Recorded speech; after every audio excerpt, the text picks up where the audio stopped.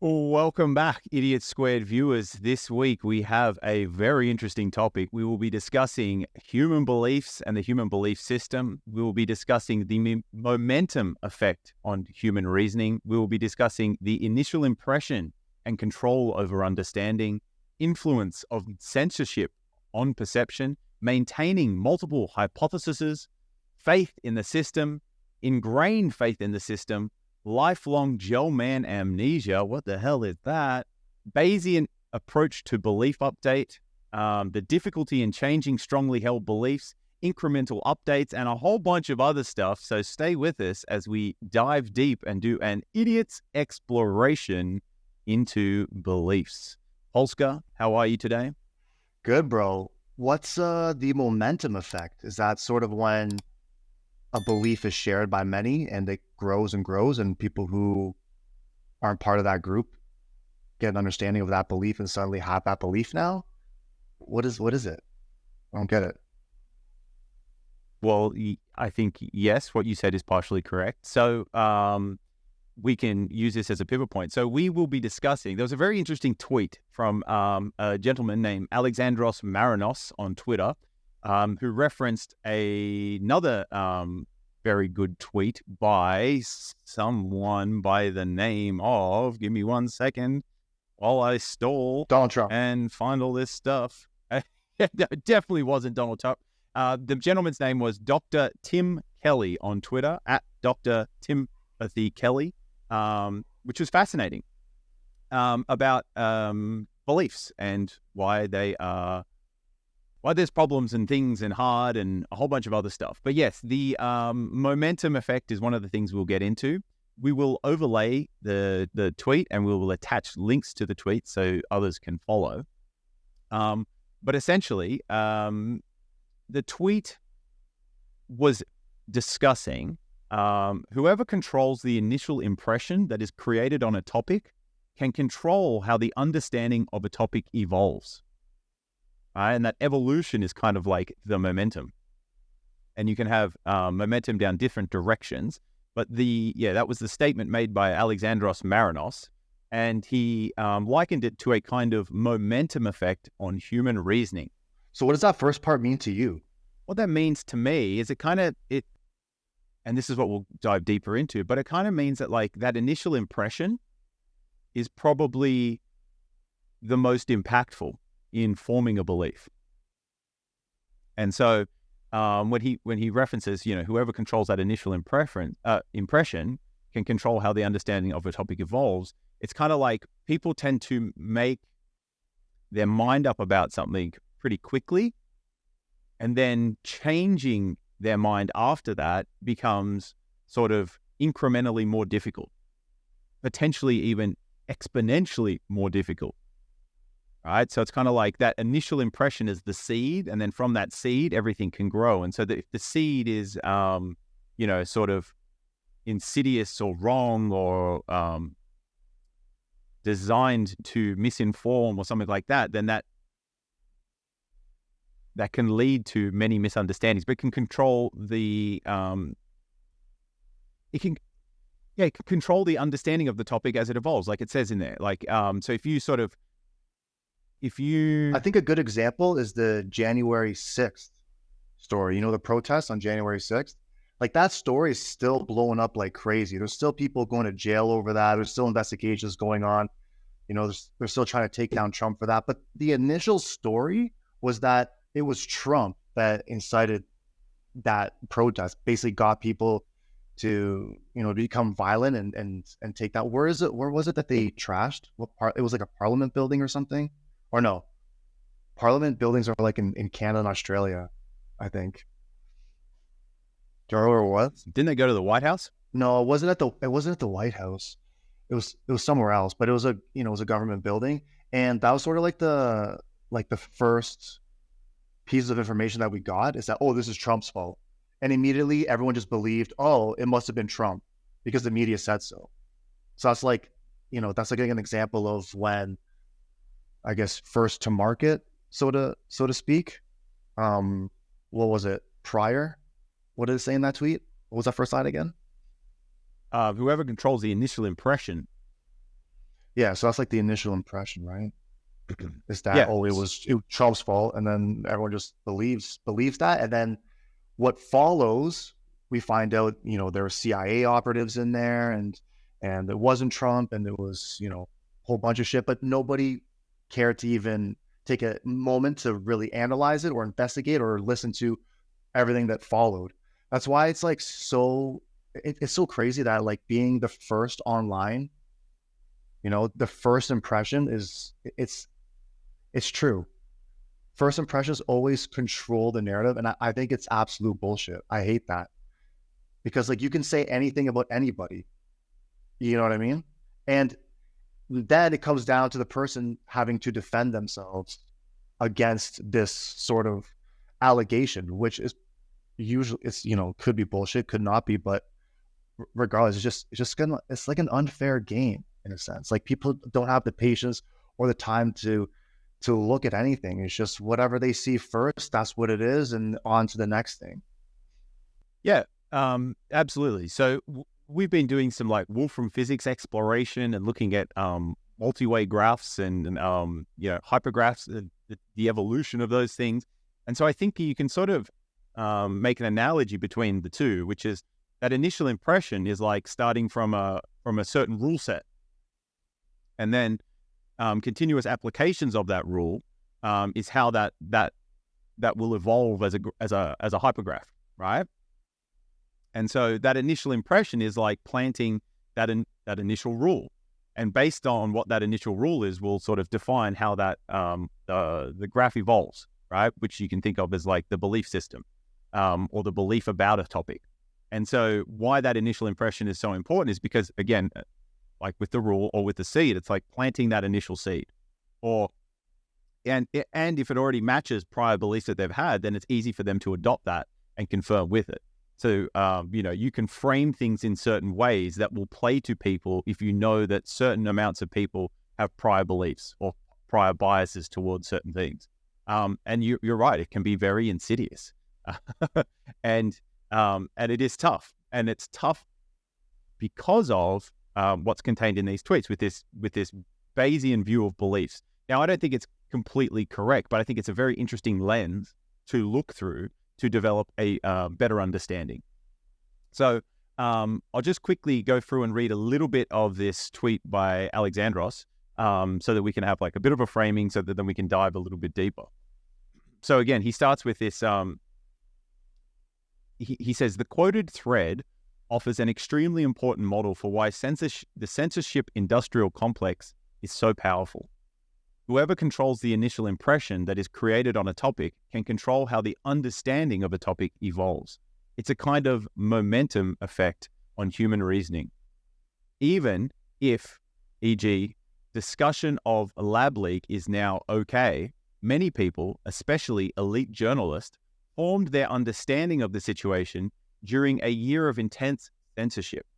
As a result, they absorbed a lot of zoonosis talking points and will continue to reject contrary information on a one-by-one basis, not realizing that the collective weight of the evidence they have rejected may be far greater than the evidence they are relying upon.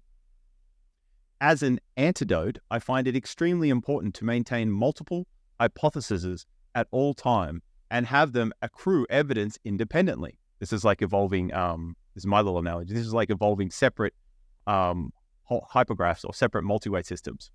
Yeah, and I mad love that. Like, that is so true. Like, I don't understand why the media doesn't take that angle, doesn't analyze different fronts of an argument. You know what I mean? Like, that's what the media is meant to do. It's meant to look at different sides of a story and allow people to make their own decisions. But they choose a side, and it's so corrupt. Like that shit about the lab leak. Like, I mean, there's so much around that story. It's just so fucking annoying at this point. And I feel like we'll never, ever know what actually happened, even though I'm 99% sure that it was a lab leak. I mean, the fucking place is called Wuhan COVID Research Center or something. Like, it has the name COVID on the fucking on the building. You know what I mean? Like, it's a COVID research center. So it just, No, it didn't come from the COVID research center here in Wuhan. It came from the fucking wet market just next to the research center. So that's where it came from. We don't have anything to do with it, but it's COVID-19, right? Exactly what you guys are researching in that building. Yeah, but that has nothing to do. No, it was a bat. I know it was a fucking bat. Oh, it was a bat. Yeah, it was a bat. Oh, all right, there we go. All right, guys, that's it. We got the answer. It wasn't this COVID research center. It was a fucking bat, guys. Okay, let's stop eating bats now. Correct. Yeah. It rant over. Yeah. Thanks for getting us cancelled. Appreciate that. But yes, no, look, I agree with you. And I think that is ideally a good media, a useful media is a media system that does that. But we definitely don't do that anymore. And I think this really gets at sort of the heart of why that can be the case. And it also gets at many other things about how if you control the narrative, you control a lot. All right. And so we can dig further into this. And so his thing with this having multiple hypotheses, right? Think about that like having multiple different hypergraphs or multi-way systems that you're evolving simultaneously. So he says maintaining multiple hypotheses at all times and have them accrue evidence independently and then compare not the individual piece of evidence with the entire competing hypothesis or hypotheses, but the two well-developed hypotheses with each other. Okay. So again, we've been doing this Wolfram stuff, and this is like comparing, computational irreducibility to multi-computational irreducibility. He's not looking at the complexity of state evolution. He's looking at the complexity of state equivalence between the two ones with the most evidence or most well-developed hypotheses, right? He's seeing, is there compatibility or divergences, do they match or do they not? Which I think is fascinating, okay? So then he goes, this model is also predictive with regards to the broader faith in the system that most people have. Any individual dissenting information gets rejected because as children and at every stage forward, we are taught to trust the system. We build our lives on that assumption, okay? So I think that's a very important point too, is because we are taught to trust the system, right? Critical thinking has dropped off. Common sense is not common. We are told to just blindly believe. And why that works for so many people and why that is such an interesting thing is because what you're doing when you trust the system is you're offloading the computational burden, not from yourself onto the system. And by doing that, you can just trust the system.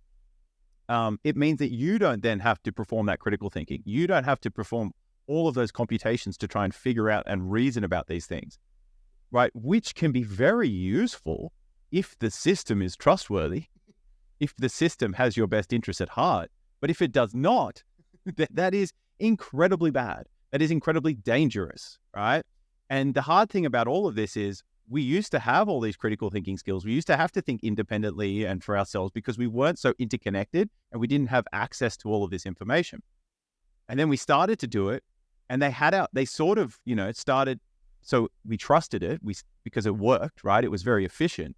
But when people know that other people trust the system, then they can manipulate that system to manipulate the people. And then it's very hard to come off. It's like becoming a drug addict. You get addicted to not having to do these critical thinking and computations because it's so expensive. And you also lose your bandwidth to do it when you practice it less and less and less. So you kind of become dependent on the system, which has this like massive, and this is where this momentum comes into play. Yeah, that's a great point. I agree. You do sort of lean on the system. It can get comfortable, makes things easier. But what blows me away, dude, is that you made a point about how if the system is looking for our best interests, then perhaps we wouldn't need to develop these critical thinking skills in terms of, when we're watching the news. But even that's dangerous, right? Like no matter how the news is portraying news to us, if they're doing it to our best interest, doing it, in a much less corrupt way, critical thinking is something that needs to be developed from like grade school. And I don't remember learning critical thinking throughout like grade school or high school necessarily, but I do remember learning a lot of critical thinking in university. Like we had legit classes solely dedicated to critical thinking. I had that during my all 4 years of my degree. We had critical thinking classes sparsed out, and we concentrated on that heavily. And and since then, what I've heard is that some of those classes have been sort of phased out, and critical thinking, that sort of concept, is on a downturn for some reason. So I feel like when me and you were in university, like if we map this out on a graph, it'd be really interesting to see the population in terms of critical thinking skills, and if we would see a line going up and then coming back down. Because I know during like the baby boomer generation, the baby boomer is kind of like a shut up and do what you're told generation. So critical thinking skills wasn't necessarily developed unless you sought out to develop those skills. So I think generally speaking, we could say that baby boomers might not be the most critical thinkers. And I feel like, so like the graph would be like this, and then maybe, I don't know when it started, but dude, I remember having mad critical thinking classes in uni. Did you have the same in your university? Yeah, we did have some. But it was funny because at university, I sort of learned to critically think because I sort of called bullshit on some of the stuff that they were teaching. And I was lucky enough to have some professors that were like, that really encouraged that. But that was because their classes that they developed focused on that, not specifically from the university. Yeah. So I think we might have been on the tail end. Maybe that was the tail yeah, end of it, that's what I'm like as thinking. it started to dip. Yeah. Yeah, exactly. So now like it's going back down, and it just blows me away that that's the case. Like how can that be? Like that's something that should continue to increase. It's a lot. Well, it's very simple when you think about the incentives in the system. Like it's much easier to control people that don't have critical thinking ability than it is to with people that do have critical thinking ability, because they're going to call bullshit on you. But so with the baby boomers, it's an interesting point you make, and I think possibly in the university setting that might be true. But like I remember watching like old television stuff, like replays from an older time than from when I was born, and the debates that they would have were fantastic. Like people would actually ask like tough questions, and then we would have like there would be legitimate debates happening. Whereas now I don't see that same thing happening.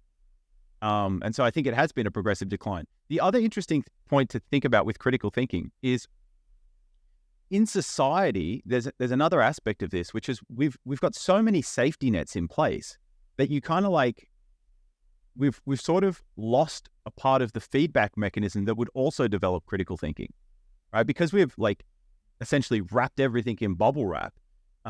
People don't necessarily learn from their mistakes the same way that they otherwise would, because they're not able to make as many mistakes, or there's so many safety nets in place that those mistakes don't end up occurring. And so people lose that sort of feedback, which is another way of developing critical thinking and reasoning abilities, right? Like we've made this point before, but society kind of fucked up when we had to put labels on bleach for people to stop drinking it. Like when people started limiting how hot your hot water could be, like that kind of, yeah, it ends up building a bit of a technical debt in the system. Yeah, because those people then end up reproducing. Yeah.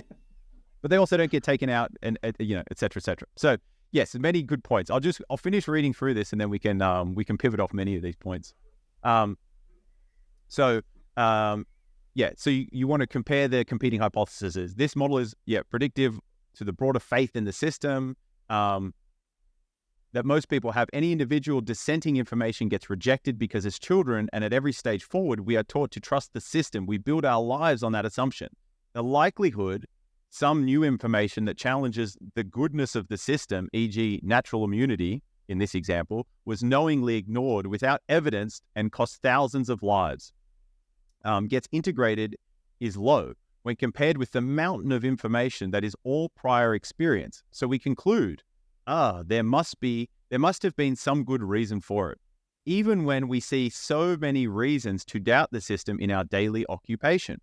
a type of lifelong gel-man amnesia effect, which we'll get into a bit later. That makes us avert our eyes from the evidence, even when we think we are paying attention. This is the quoted / referenced tweet, right? So I'll just quickly go into that. So this gentleman, Dr. Timothy Kelly, he just got off the phone with a mathematician friend who shared some profound insights into why it's hard to change deeply held beliefs.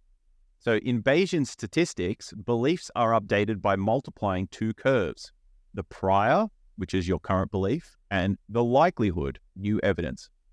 After normalization, the result becomes the posterior, your updated belief. Interestingly, numerous neuroscience studies suggest our brain might operate in a Bayesian manner, taking into account prior experiences and new sensory information to make predictions about the world. Here's the nuance. Imagine your prior belief is strongly held and concentrated in one area, resembling a sharp peak on the belief curve. We can overlay a couple of pictures here. When new contrasting evidence comes in, it might be so different from your existing belief that the brain treats it as noise and largely ignores it. The reason? When multiplying 0 times something is still when multiplying the two, 0 times something is still 0. So we'll show the example. This means the contrasting evidence barely influences the original belief. If you repeatedly encounter such contrasting evidence, your belief remains largely unchanged due to its dominance. So essentially what he's saying there is if you have one big peak, which is your current belief, and then this new thing comes in and it challenges it, but it's completely so far away, your brain just might discount it as being noise, which is there's no belief in it. And so anything times 0 is 0. Okay. So in contrast, if new evidence is closer to your prior belief and is introduced incrementally, each update nudges the belief curve slightly. Over time, these small shifts can cumulatively move your belief significantly. Okay. So say if you have this belief and it's a little bit closer to it, if you do a bunch of those incrementally, you can move your belief over time. Right? But it's small steps. Do you think this could work with religious people?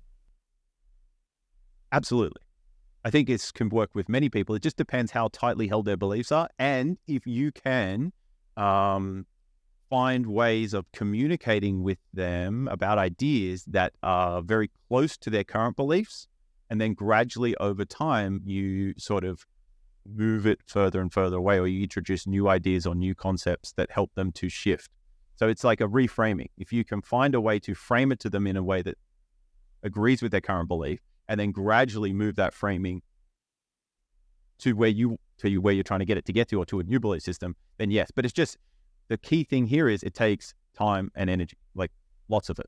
It's just not this like and we're also instant sort of we're thing. also talking about indoctrination from a young age, right?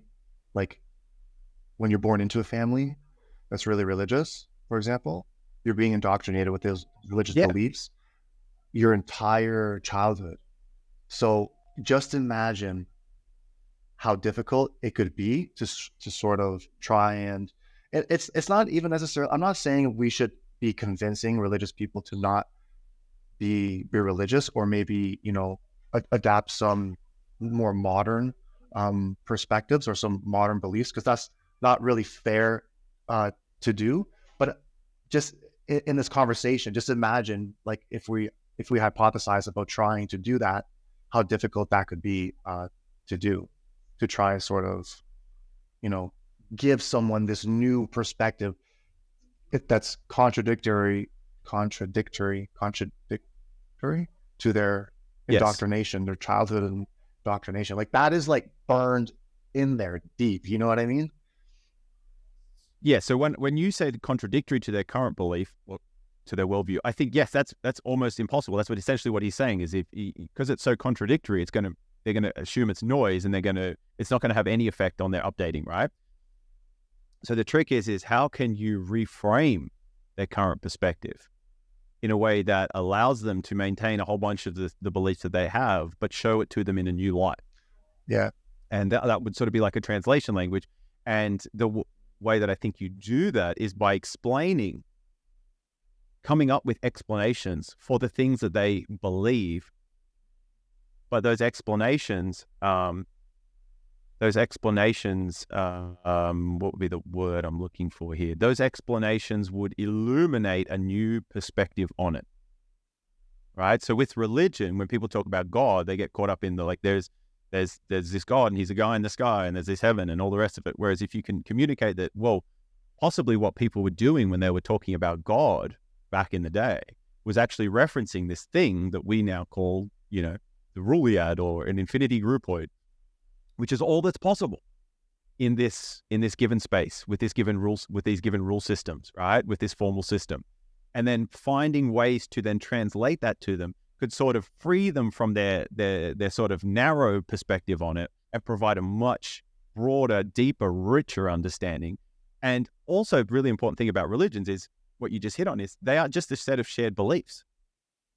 And so is there a way to leverage people's, that, you know, the current religious beliefs, but then frame it in a way that is more illuminating, richer, and allows for less dogmatism, so to speak? Let's try this real time, guy. I'll be the religious person and you try and convince me otherwise. Are you ready? Yeah, but I'm not trying to convince you. This is what I'm saying is it's not about trying to convince them otherwise. Yeah. You're not going to succeed by convincing them otherwise. What you have to do is start talking to them on their level and then gradually over time start introducing different ways of viewing and looking at things.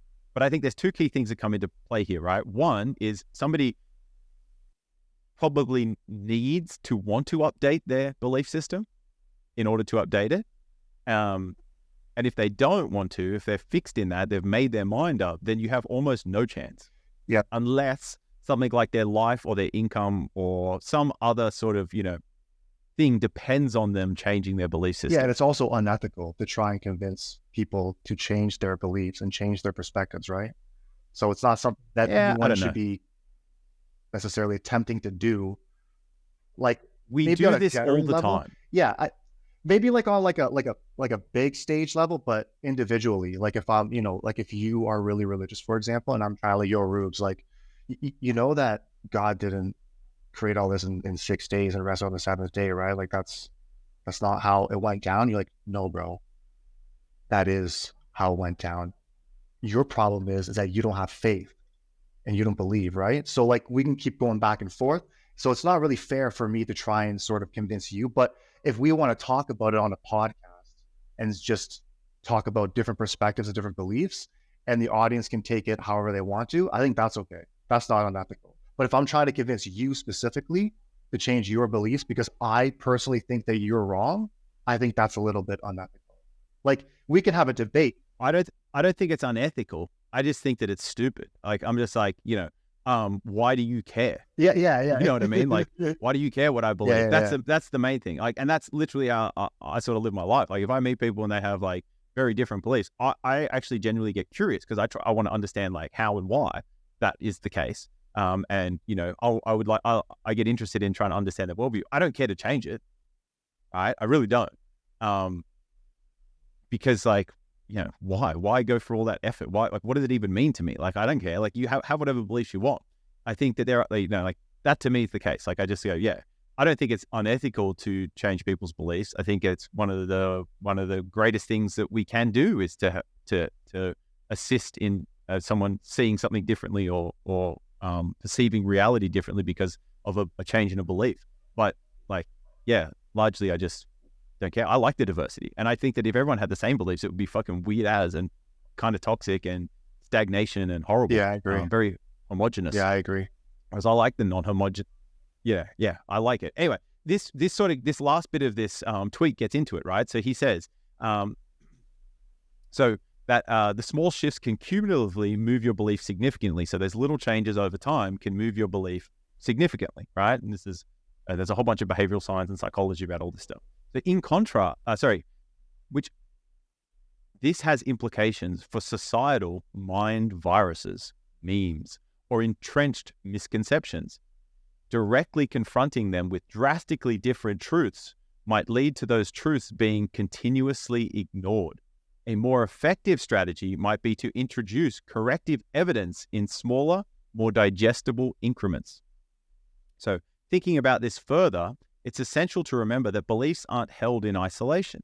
They interconnect and reinforce each other, creating a paradigm, an apparently stable confirmation of individual beliefs, shifting a critical mass of these beliefs can lead to a sudden state change in the overall paradigm, much like how proteins can fold into certain stable configurations. This means that while individual beliefs updates are incremental, when enough of them shift, the overarching paradigm might undergo a transformative change. All right, so he's talking about a phase transition there. So I also think that it's very useful to think about these hypergraphs and multi-way systems when thinking about these beliefs. Do you see the parallel there? Is that they don't necessarily exist in isolation. They grow and evolve together. And if you change, if enough beliefs change in a system, that can sort of collapse that system into a new state or change the way that system evolves over time.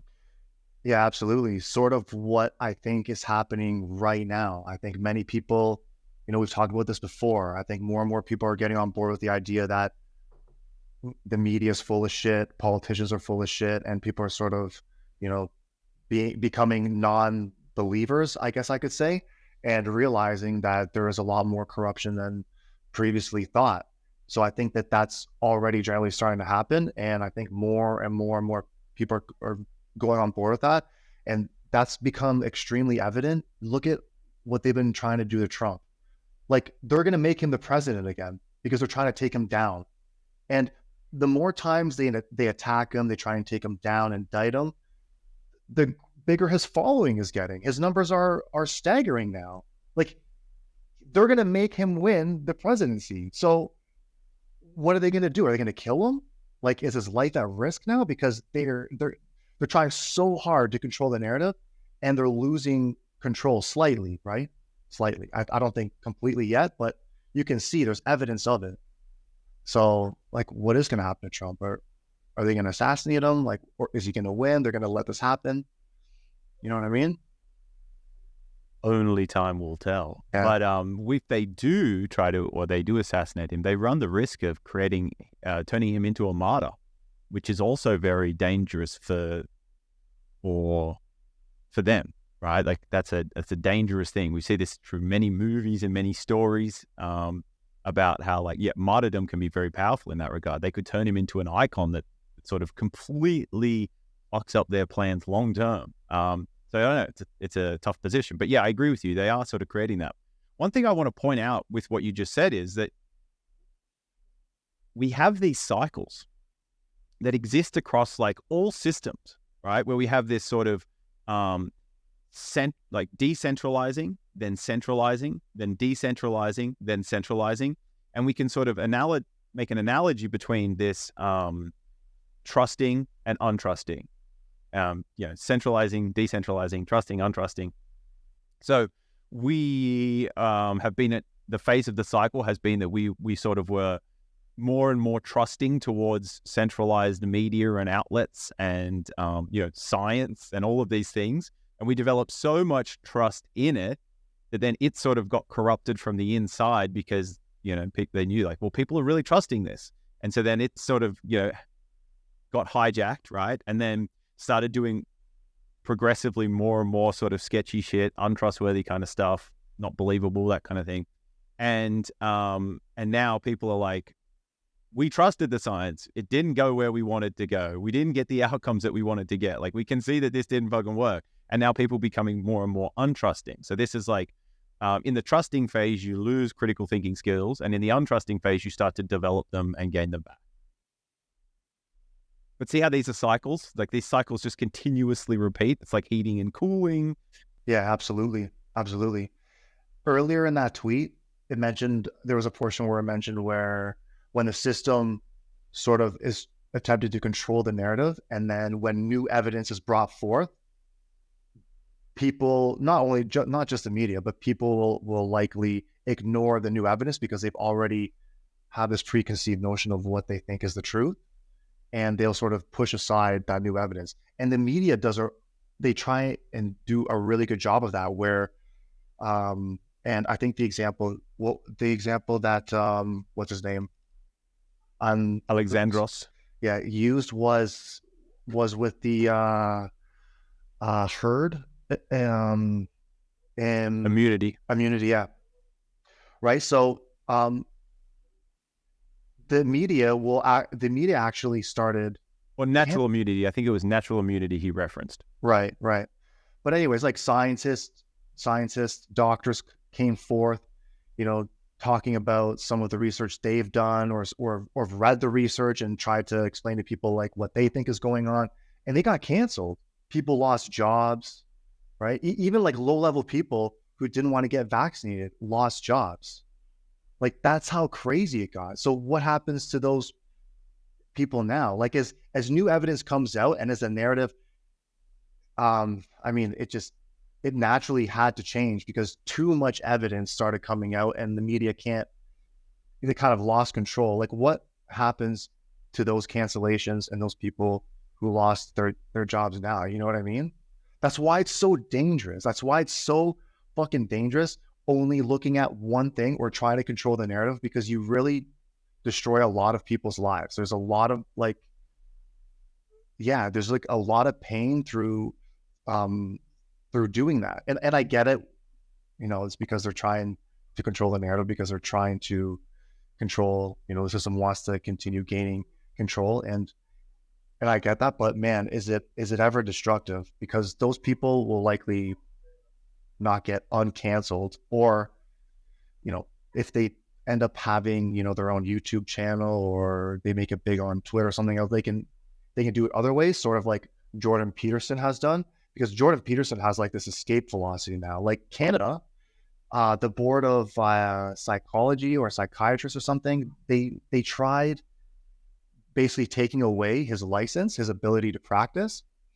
But because he's gotten so large, he's like this public figure. Like, he's like a masculine face. I think, like, if we think like what it is to be a man, I think a lot of men sort of look to Jordan Peterson. He's like the face of what it is to be like a positive male role model. And they can't do anything to that. They can't take that away from him. They might be able to take away his license, but who gives a fuck? He doesn't even need it. He's not even practicing anymore. He doesn't have those types of clients anymore, right? But it's still crazy that it's occurring. But so if you look at it, superficially, then you can see that they're trying to discredit him and trying to, dirty his name. But if you look at it more deeply, all they're really doing to people that know or who care or who can critically think for themselves is they're just eroding their reputation. Absolutely. And yes, I would hope not every man looks at Jordan Peterson and thinks that he's like the male archetype or like he's a good male role model. I think he has opened up the thought space and he has provided very interesting views, but he himself is not perfect. No. He has many problems. And I think that's part of what part of his success, and the reason why people do look to him and trust or believe is because he's very honest about those things and he acknowledges his own flaws. And I think that's what gives him part of the strength. Now, you mentioned a couple of things that I just want to hit back on. So when you mentioned the media and how tough, right? So what happens is one tactic that they use is that if they've sort of planted this initial seed, right? They've got the first impression on all this, right? And then if new evidence comes out that contradicts what theirs is, then what they do is they make it hyperbolic, right? They take it to an extreme. They make it sound so stupid, so over the top, that essentially everyone discounts it. Everyone considers it to be zero. It's noise, which is exactly what he was saying in that thing. And this is one way. And if you do that enough, then people just get conditioned to think that this other stuff is just complete bullshit. And so they don't even consider it. So that's why it has no real effect on updating their beliefs. And so the trick is you actually have to, like, if you want to cause these belief changes or you want to update people's beliefs about this, is you kind of have to meet them where they are, right? As opposed to trying to like completely contradict their beliefs. You have to meet them where they are and then gradually make a transition from there. So you have to sort of go to them, and then with them, you have to walk them along a path to show them that there's another way to think about or believe things about this, which I think is very fascinating. But that's what you see this in the media. Like they caricature people, they caricature stories, they make it seem so ridiculous. Like, how could that even be true, kind of thing. And that's essentially what they're doing, is they're turning that real evidence into noise for people that already have this belief. And that's one way to sort of protect their narrative, or to protect that belief system that they've sort of disseminated. Yeah, absolutely. So did you get through all of that tweet yet? Because I wanted to talk about the graphs. Yes. So yeah, go for it. So, yeah, I'll put the graphs up, but the first graph here, right? Like, it shows there's like a line, like a horizontal line where it says prior. So I guess that's like prior knowledge, right? And then Yes. evidence. So you can see like some new evidence comes out, right? So you have some prior knowledge, some new evidence comes out, you see it, and it creates this new belief. And this evidence is somewhat in line with what your prior knowledge was. It might not be exactly what you thought, but at least it's something that can sort of persuade you, because it's in line with, something that you already knew, or something that you held true to yourself, and now you have this new belief. Is that how we could read this graph? Yeah, the prior, the evidence, and then the new belief. Yes, that's how we can view that graph. You're talking about his first example? Yeah, the first graph where there's a horizontal red line. Yep. And then, okay. Yep. All right. The second graph, how would you read the second graph differently from the first graph? Okay, so the second graph is, you have the prior, which is that little red sort of wave, and then the new evidence being the blue little wave. And then if you compose those two together, you sort of get an average, which is the new belief, the updated. But because they're quite similar in their location and their size and the rest of it, like, you see that. So it's like this, remember we were talking about tensor products and Kronecker products and Cartesian products? Yeah. So it's somewhere in the middle then. Like, it's not like that you are gonna not, consider your prior knowledge or consider the new evidence wholeheartedly. You're sort of considering both, and you sort of have this new belief that's somewhere in the middle, essentially. Well, and also because they're kind of similar, like they're kind of close in that space. There's only a small deviation. So you sort of, you're like, oh, okay, I got this little bit from here and that little bit from here. And then, together I can see that it paints this picture, which is, sort of like the average of it. Okay. Then, what's that? Pause for 1 sec, guy. Unfortunately, I've overhydrated. And welcome back to Idiot Squared viewers. No, that wasn't it. That's all right. Leave that one in. So you were just talking about that second graph, and I just wanted to provide one clarifying point before you moved on to the third one, which was that because they are of a similar frequency and amplitude, they can compose to do that. Whereas when we get down to the bottom one, because they're so different, that new evidence is essentially considered to be zero. Yeah, exactly. Okay. So the third graph? Yep. Yeah, you go. So I think the third graph is saying, okay, you have this prior belief, okay? New evidence comes out that's exactly in line with your prior belief. So now that is like, this is for sure like 100% correct, right? Like, this is something that no one is going to take away from you now, because I thought that there's new evidence saying that it's true. Boom, 100% good to go. The last one, so you have this incredibly strong prior belief. Like, the graph goes like a skyrockets, right? So it's like a really strong belief. I mean, this could be, a religious belief, for example. And then new evidence comes out, and it's just fucking noise. It's not even considered, right? It's just like, yeah. Whatever. So nothing changes. You continue your new, well, it's a green graph, new belief. It's essentially not a new belief. It's just the same belief. Nothing has changed.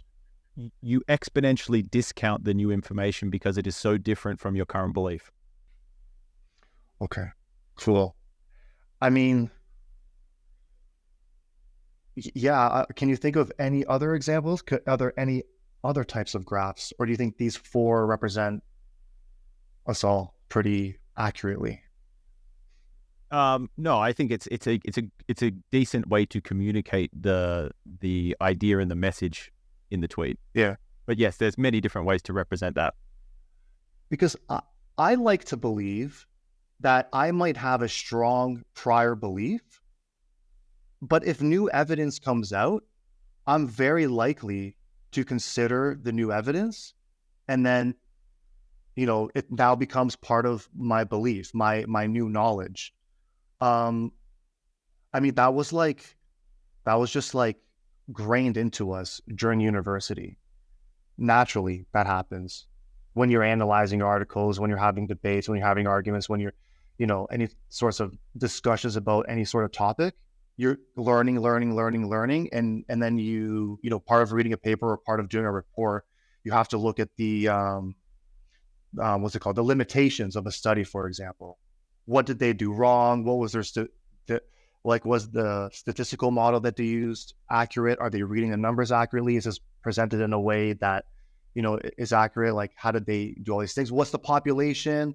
Did we see significant effects in this population because they're most likely to see significant effects in that population? Therefore, the study doesn't really show like any strong evidence. So I feel like we were just like, that was just like drilled into us.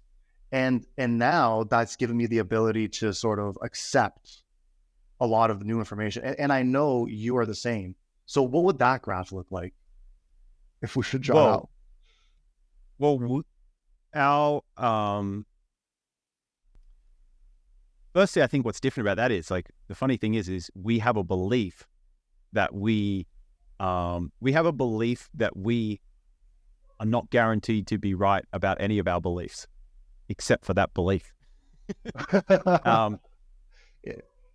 And so that, because it's about how they all compose together, it's that they don't exist in isolation, right? Beliefs don't exist in isolation, like you mentioned in that tweet. Having that belief, like the belief that, you can never be 100% right about anything really, okay, is a really powerful thing. Like the belief that that you're fallible, that we're fallible, that explanations are fallible, that there are many different sides to every story. Having that belief creates the space for you to do those kinds of things. And so if you don't have that, or if you're not willing to be wrong, the belief that, that you are someone who is happy to hold beliefs, but don't hold them so tightly for them, you're willing for them to be wrong and changed. You haven't made your mind up. That creates the space for you to do that. But you also have to have the sufficient bandwidth, right? And you also have to have the computational capacity, the spare energy to perform those computations. You have to have the bandwidth to be able to do this. And I think that in, society, that isn't necessarily available for everybody. It is computationally expensive, and it is shocking to your ego and your self-identity to have to update beliefs like that. It's a big thing to be wrong. In fact, like, our ego tries to hide being wrong from us a lot. And so it's tough. It requires, lots of computational resources and energy to perform those computations, to update beliefs that are sufficiently different from what you currently believe. It's an update to yourself. It's a big update to your self-identity to have to update a belief that is completely contradictory or different to what you currently hold. And I just don't think that, the bulk of people are in a position where they have those spare resources and or the bandwidth to be able to do that. Yeah, I agree. And I kind of I feel like I just have to say something right now to whoever's listening. Like, Say it.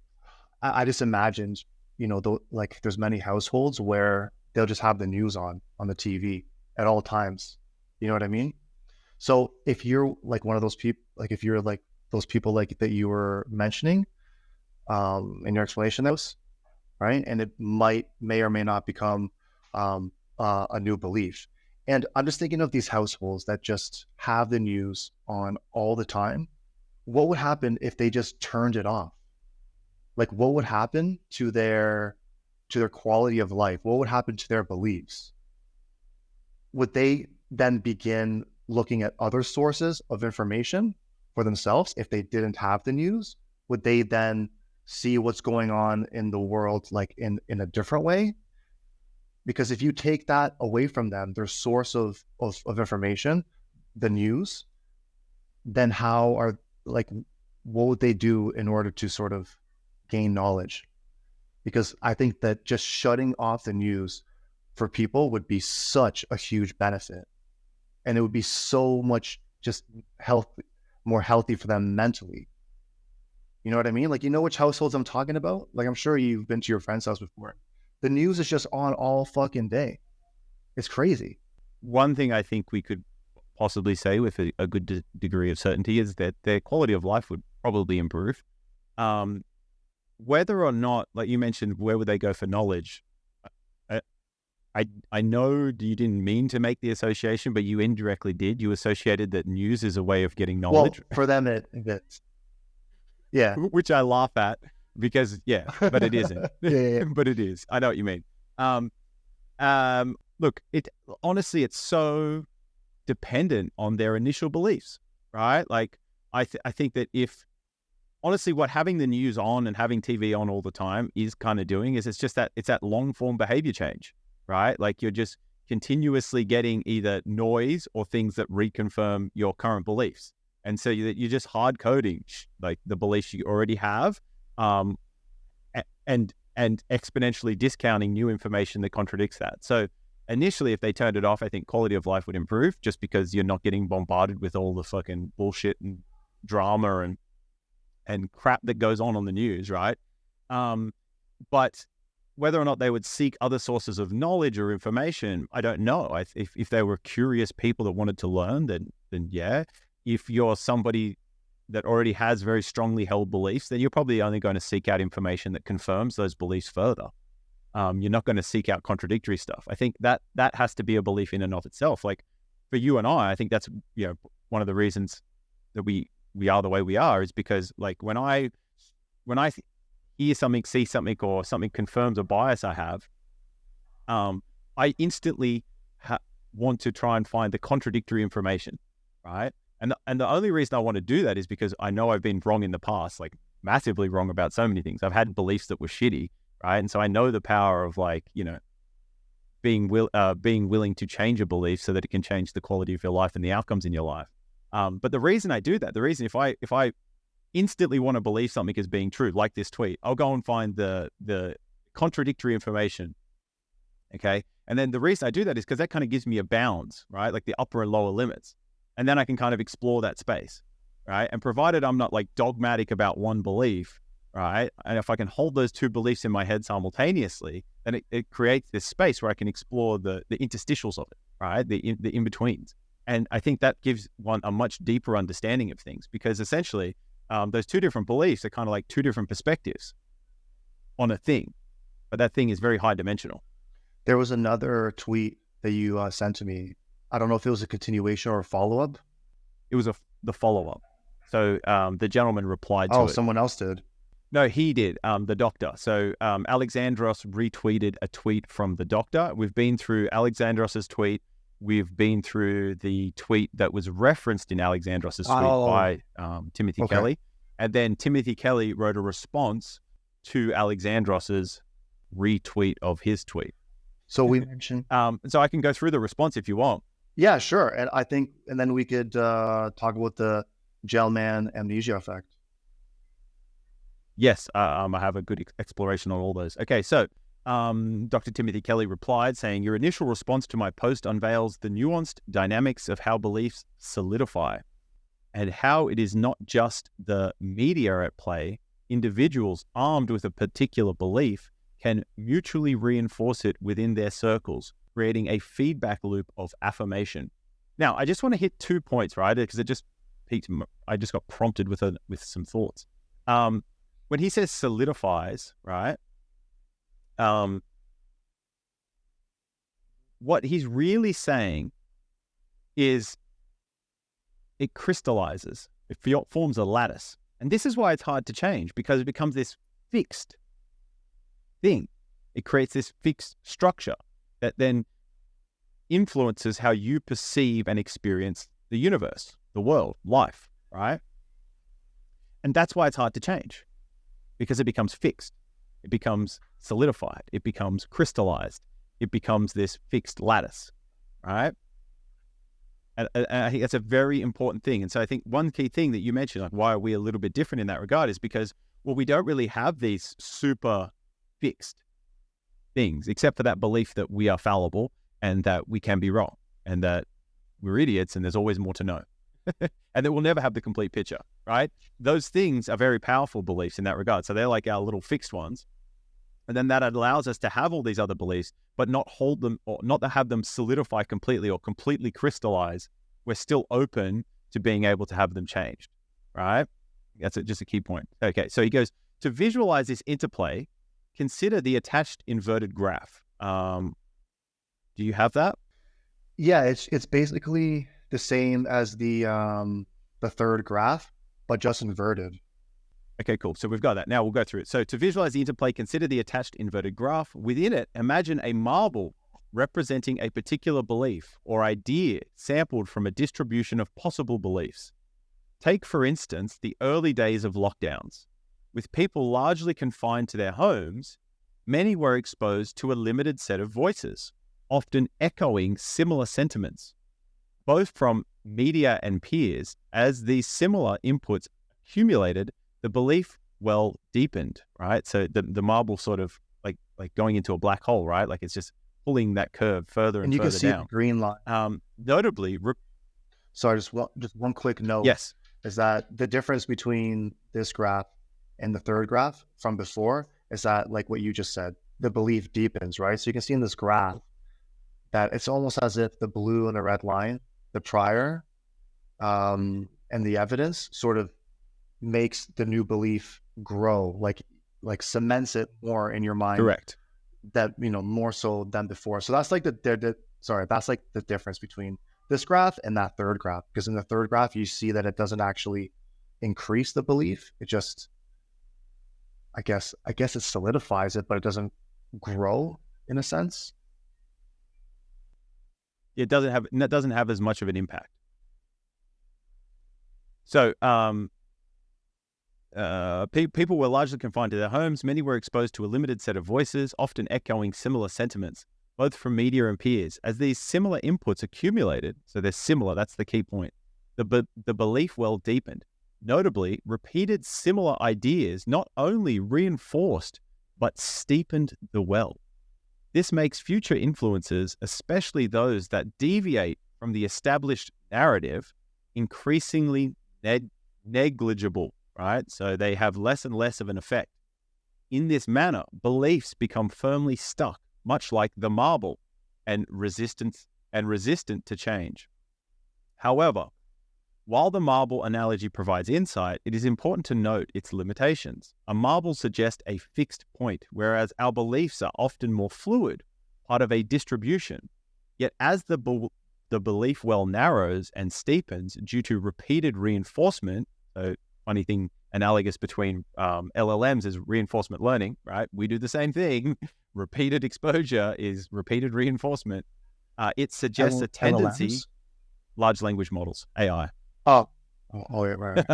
It suggests a tendency towards more rigid black/white thinking, moving away from complex gray areas that are often represent reality. So just before, as I was saying, by finding one thing that if I really agree with this information, like it supports my current belief, I try and find the contradictory information, right? So if one's white and the other one's black, and I said that those two things allow me to sort of play within this much higher dimensional space. That's all the complexity.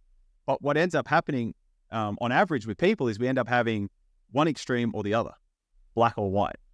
as opposed to this more complex nuance. And that's because it requires more computational resources, more energy, more time to be able to have these complex things. You have to have a higher bandwidth. You have to have high complexity in your mind, in your being, to be able to play with these higher complex spaces.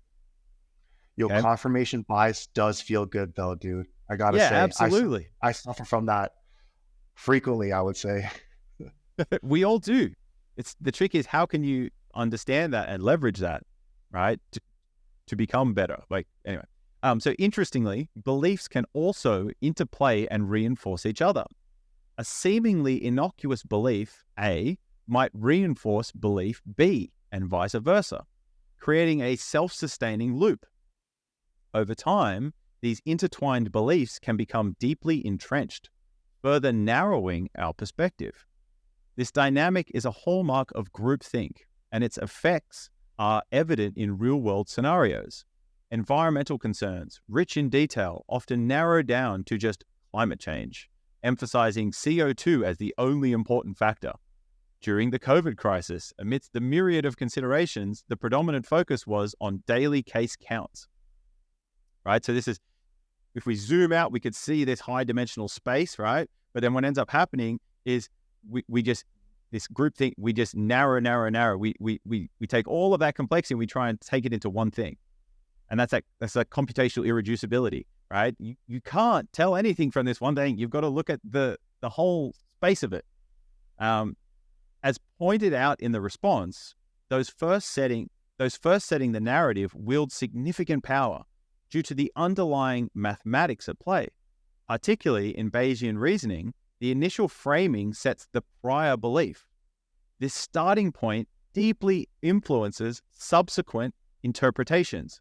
Furthermore, if dissenting views are initially censored or marginalized, they're put at a long-term disadvantage, making it even harder for them to gain traction in the future. Recognizing these patterns, as you allude to, he's referencing the tweet, it's vital to actively seek diverse perspectives and challenge mutually reinforcing beliefs. However, as highlighted in our earlier discussion, directly confronting entrenched beliefs with drastic truths can be counterproductive.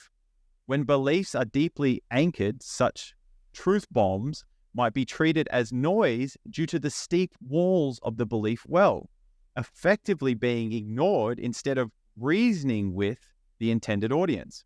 The message often only appeals to those already in agreement. To genuinely help these trapped in belief wells, to genuinely help those trapped in belief wells, empathy is key. Gentle understanding dialogues that introduce alternative perspectives incrementally can be more effective. By meeting people where they are and slowly guiding them with compassionate outreach, we can hope to expand their horizons towards a broader understanding. Sexy response. Good reply. Oh yeah. A fantastic interaction on Twitter. Yeah. And one thing that when I saw this tweet and everything else, and I started to read through, it made me happy. It made me smile. It gave me hope for humanity, because I was like, oh, fuck yeah. People are actually thinking in this higher dimension, more complex sort of way of thinking about things. Yeah, absolutely. And I loved it. I thought it was fantastic. Yeah, God, that is dope. I love it too. Yo, so what was it that he mentioned before? Oh fuck, I had something. Oh, I just I know that hopefully this will reprompt you, right? That the key is trying to update somebody's beliefs or get them to see something in a different way by dropping truth bombs on them. Yeah. Is likely useless unless those people already believe what you believe. So the trick is you have to, and this is why. Well, what about a truth? He used the word empathy. He used the word empathy there, but I think compassion is the better term. Yeah. Right. So you have to put yourself in their shoes. You have to experience what they're experiencing. Right. You have to meet them where they are, and then gradually start to walk them away. You have to go down into the well with them. Right. Right. And then you have to traverse the way out with them. I think that's really beautiful and really powerful. So like, To go back to your example that you use regularly, I don't know if this is like a personal thing or not, Guy, but about the religion. It is a personal thing. I think people are going to realize I'm that just fucking now. with you, Guy. No, but it is though. You know, we know. Yeah. We know. But so it's not about like dropping truth bombs, being like, "Yo, this is stupid," or you know, it's actually this way or whatever. You go to them and you go, "Okay, so you try to understand with them, like, what is it? So what does God mean to you? You know?" And then you can say like, "Okay, well, so I see parallels between what God is to you and what God is to me." Yeah. And what's interesting is I'm coming from a completely different perspective, but we have this overlap. And then what you're doing is developing a shared language. You're developing a translation language between where they are and where you are. And the closer you get to them, then the easier it is for them to understand your translation language. So the more you can speak to them on their terms, in their language, Yeah. then the better chance you have. But it's not going to be this thing like, oh, they go from one to another instantly, right? Yeah. It's going to be a gradual process. But the interesting thing that was mentioned earlier in this is if you get enough of those individuals to change their belief, then the collective belief, right, can have a phase transition from a dominant way into another way. Like the sheep effect? Is that what you mean? The sheep effect? Yeah, I don't know if that's a term that I just coined in this moment or not, but it's when people follow other people. You know, you go to a grocery store and there's always one line at the checkout that's like 3 times longer than the rest of them, and people for some reason continue to go and line up in that line. The sheep effect. Yeah. Yeah, mate. Yeah, that's a good one. I like that. The sheep effect. I don't know if that's... Yeah. Might be. Well, it ties into this whole thing about beliefs, right? Like, it's like, oh, everyone's already here. I'll just jump in there. Like, they're obviously going there for a reason, or I don't know. It's easier to follow than it is to navigate your own path. And that's why, like, that's a famous saying. I love this one, which is the path. You have the path well trodden, or the path less taken. And it's always harder to take the path less taken because it's going to be overgrown. It's going to have all these obstacles and everything else, right? Or you can choose to take the path well trodden, which is where everyone goes, but you're also going to get the outcomes that everybody else gets. So I've attempted to do what you laid out when you were talking, when, we were using me as an example for like the religious thing and how it's like a personal thing. So when you attempt to do that with a religious person, yeah, like, me and you have many similarities. We see this as the same, this is the same, this is the same. The response is, yeah, but you don't believe in this book 100%. So, like, peace. Like, no, we're not the same. Like, yeah, but we think that's when you have to tell them, I do. You say, I do believe in that book 100%. And then the other thing too is, I'll go through it. Hear me out. Right. The thing is, it's too, you have to massively extend your time horizon, right? But then also ask yourself, like, deep down, really ask yourself, like, why the fuck do you even care? Because a lot of the time, I think it can be frustrating if you're around people like that regularly, and it's a constant thing. Yeah. But like that, if a belief is that strongly held, it's going to take a long time to take that big curve, right, from here and get it all the way over here. You're going to have to do, it's a very, very incremental process. Yeah, because and that like the time horizon is probably months, years to decades. Because the only thing that I'm looking for is that I'm accepted as a non, believer, even though I believe many things from the Bible, many, many things. And I think the stories are incredible and the messages are incredible. So I just want to be sort of accepted as, okay, like, cool, like, that's fine. But it isn't. Unless you're 100%, you're zero. It's like, yeah. So that's the issue. And I think sometimes I lose patience in these conversations. So absolutely. So that's like, I can understand why. Yeah. So part of it is that says to me that it's a very dogmatic belief that these people have. Oh, well, absolutely. And so I would say that it's, it's not impossible, but it's just highly improbable that anything's going to change that outside of, like their entire being and existence, depending on them changing it, which I don't think would happen. So I just think, maybe you're barking up the wrong tree in that regard, right? Yeah. Because at the end of the day, like, religious beliefs are incredibly strongly held, right? And even if people don't have strongly held religious beliefs, like they're atheist, they'll have some other belief that's strongly held that takes the part That's true. of the religion. Yeah. It's like, yeah, which is huge. Okay, so we did say we'd get into the gel man hypothesis. So I remember what I wanted to say. Sorry, last thing, guy. So what I wanted to say before was that I think it's very important, and the response we sort of laid it out. I just want to highlight it, that it's so important that we learn to not just receive the new knowledge as like not to accept it as, okay, this is what it is, and if we can learn to have the ability to do what you do, Rubes, is like when we get information to sort of research and look at what else is out there that's contrary to this information. Like if we can just understand, if we can just understand that when we receive information for the first time, we are very, very likely to believe it.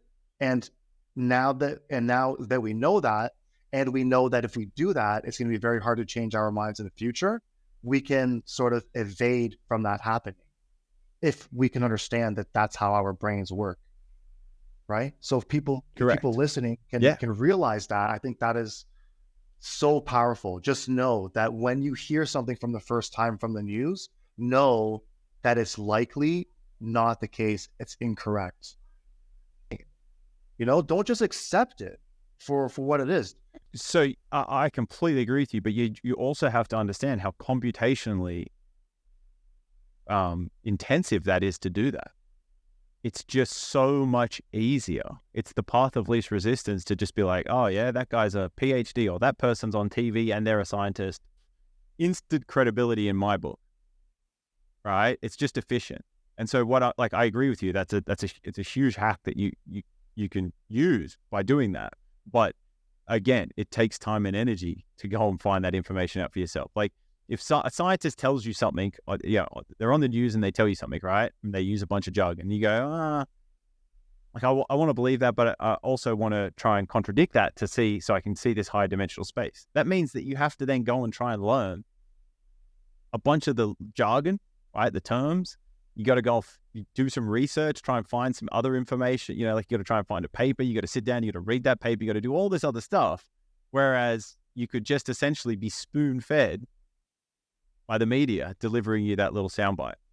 But yes, I think it's important to be critical in your thinking, which is, I think, the key of what you were saying, which is like, just don't blindly believe everything that you first hear. Be more skeptical in that regard. Is that sort of? Yeah, I guess like you could even coach yourself. Each time you hear something, the first response is that true? Or if you're with a buddy, do you think that's true? Or you're with your family, do you guys think that's true? Just that simple question, I think, is a good exercise to do.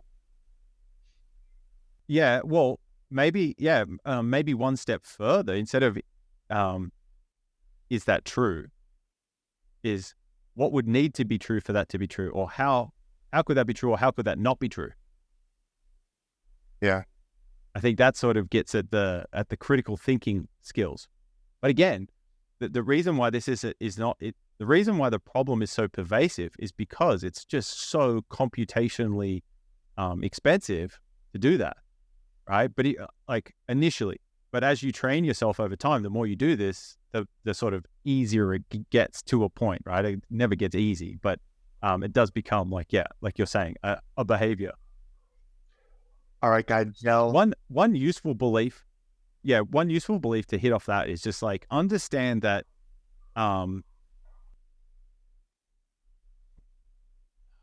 very few, if at all any, systems have your best interest at heart. Or people, right? So very few, if any, systems or people, businesses, corporations, insert the thing, have your best interest at heart. At the end of the day, only you can truly have your best interest at heart, or even know what that is to some degree.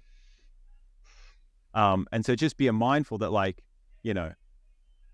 it is an information war out there. Everybody is trying to influence everybody else in some way, shape, or form, and not just people, but businesses, governments, corporations, groups of people, and individuals too. And just you need to sort of. That's why critical thinking is such a powerful tool.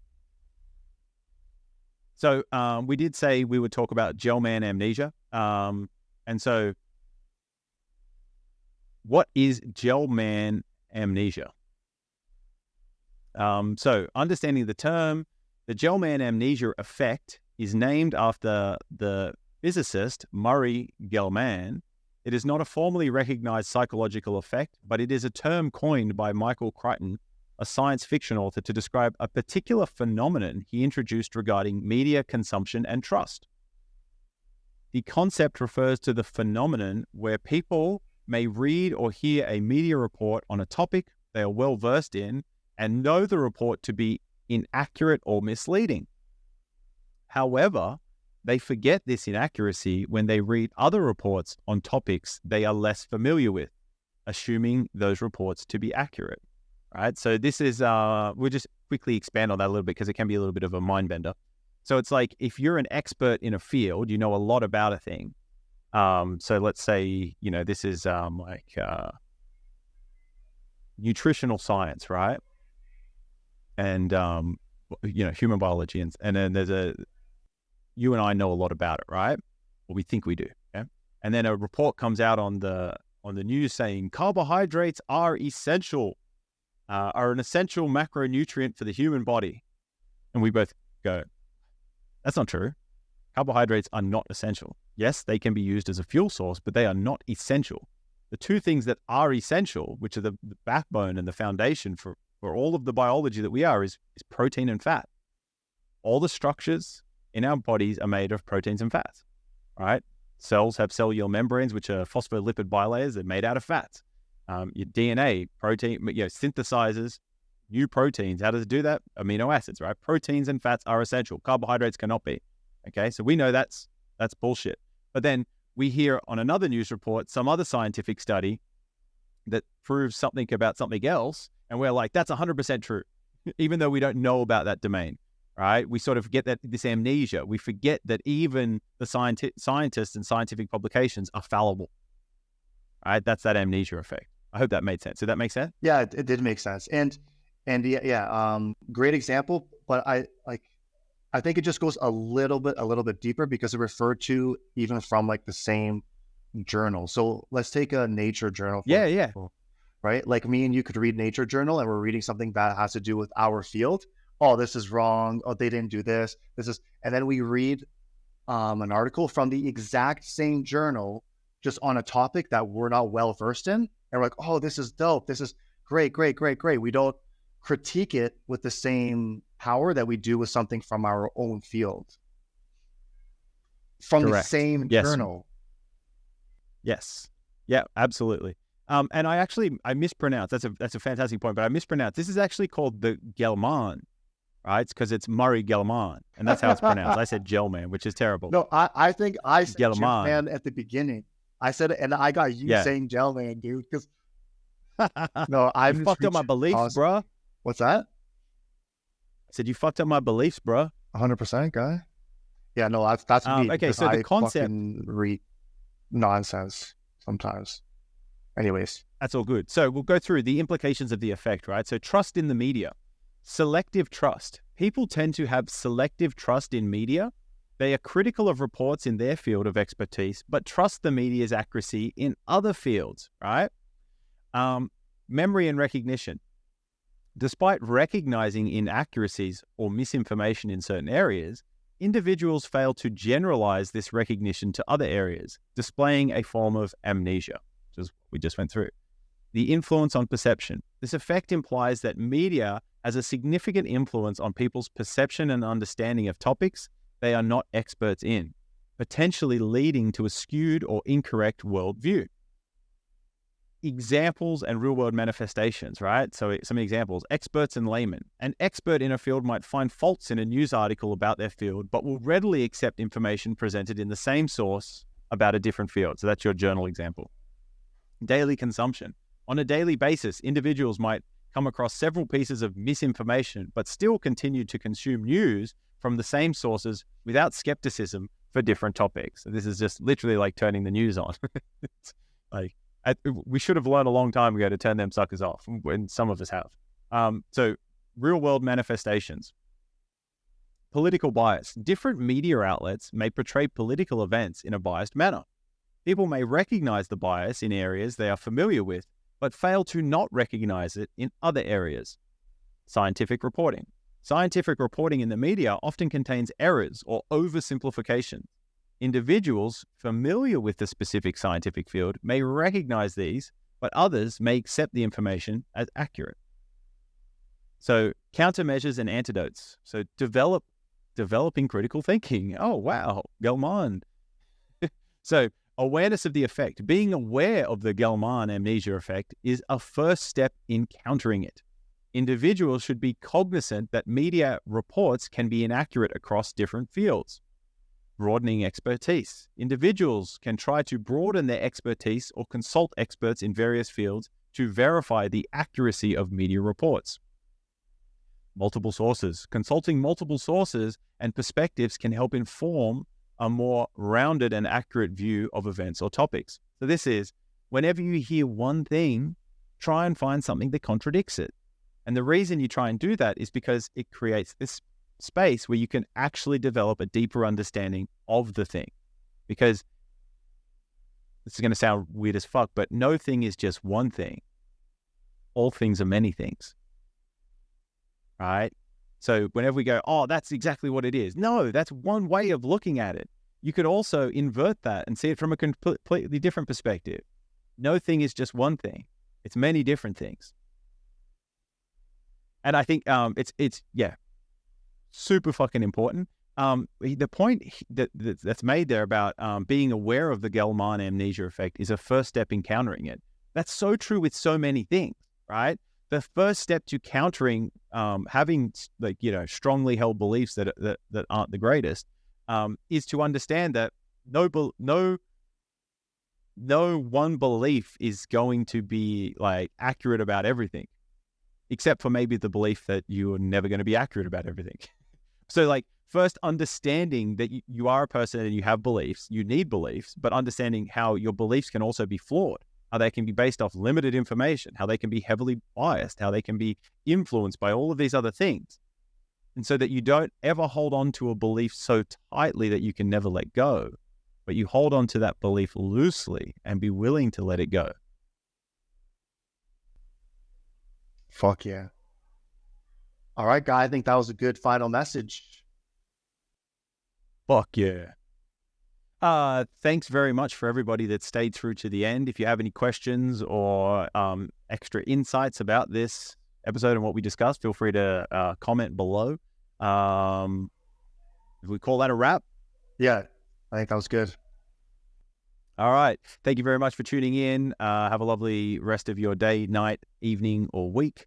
And until next time, stay idiotic. And don't forget to subscribe. That's the best way to tell us that we're fucking idiots. And also give a like. Yeah. That will also reaffirm that we're idiots. That will give us some more evidence to our prior knowledge that we are idiots, which will amplify our belief of being idiots. And also share the video. Which, funnily enough, helps us to continue to learn, because we know we can't know all of it, and we don't. So, thank you very much. Peace, Sky. Love you lots. Have a nice rest of the day. Thank you. Peace. Bye. Bye.